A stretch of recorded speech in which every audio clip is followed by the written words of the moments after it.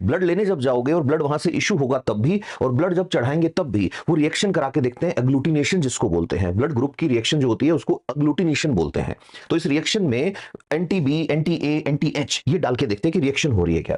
तो अब क्या हुआ कि डॉक्टर वाई एम भेंडे ने जब ये रिएक्शन करवाई तो बॉम्बे में एक ऐसा बंदा मिला जिसका ब्लड ए ग्रुप से भी रिएक्शन कर रहा है, बी से भी रिएक्शन कर रहा है, ए बी से तो करेगा ही करेगा, ओ से भी रिएक्शन कर रहा है कि यार इसके कौन सा ब्लड चढ़ा है और ऐसा क्यों हो रहा है। तो जब रीजन ढूंढा तो पता लगा कि एक्चुअल में ब्लड ग्रुप जो होता है, ए ब्लड ग्रुप क्यों होता है किसी का, क्योंकि इसके आरबीसी पे एंटीजन होता है ए। बी ब्लड ग्रुप जिसका है उसकी आरबीसी पे, रेड ब्लड सेल पे एंटीजन है बी। जिस पे दोनों है उसको बोल देते हैं हम ए बी, और जिस पे कोई सा एंटीजन नहीं है उसको बोल देते हैं हम ओ।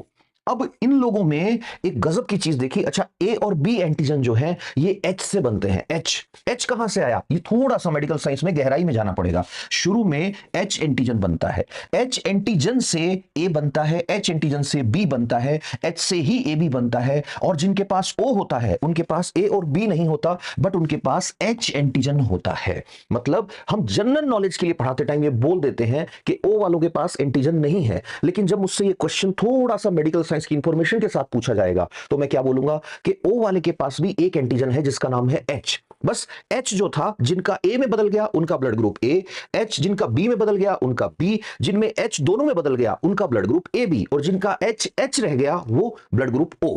अब हुआ क्या कि इन लोगों के अंदर जिसको उस टाइम देख रहे थे एच भी नहीं था, तो उनके पास ए भी नहीं है, उनके पास बी एंटीजन भी नहीं है, इनके पास एच एंटीजन भी नहीं है। मतलब एक नए तरह का ब्लड मिल गया। ये जो नए तरह का ब्लड बॉम्बे में मिला इसलिए इसका नाम पड़ गया बॉम्बे ब्लड ग्रुप।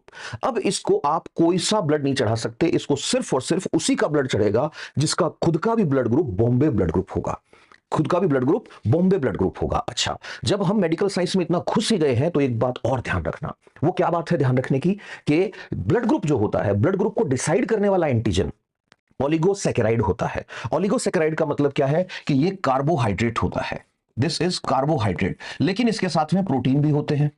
तो कार्बोहाइड्रेट और प्रोटीन इनके मिलने से आपका ब्लड ग्रुप डिसाइड होता है। ये बात याद रखना। अगर दोनों ऑप्शन